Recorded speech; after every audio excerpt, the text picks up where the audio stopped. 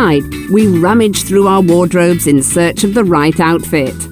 Some of us can spend hours doing this, others merely seconds. But one thing remains constant. Each wardrobe contains clothes of all kinds, different brands, colours, shapes and styles.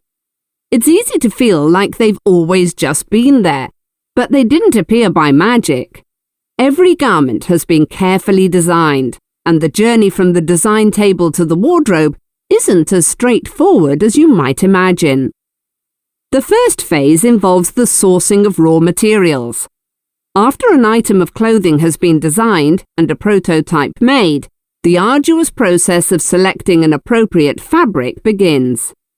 There is a vast selection of fabrics to choose from, each with different properties.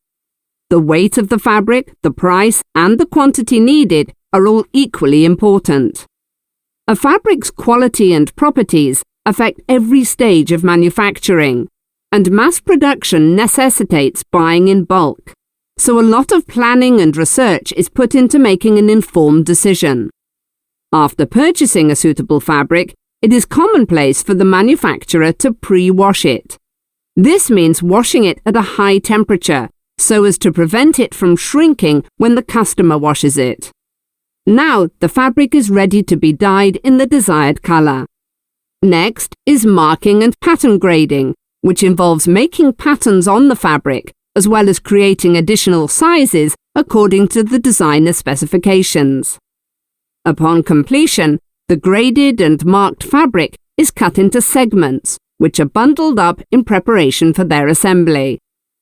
At this stage, clothes are embroidered with logos or lettering, and any printing is completed.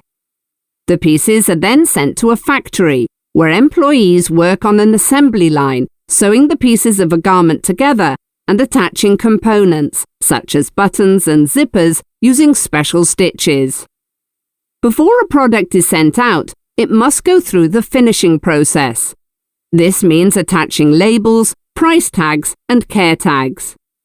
Quality control is next. Each unit is checked to ensure it fits the original specifications, and loose threads are trimmed away.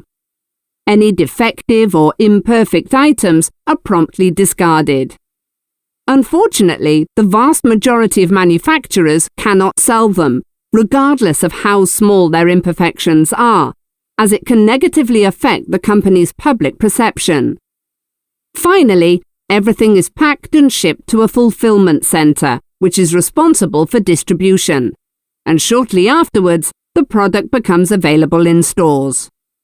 Regardless of the brand or the price tag, it seems that every item is the result of painstaking effort and has completed a long journey in order to arrive in our wardrobes.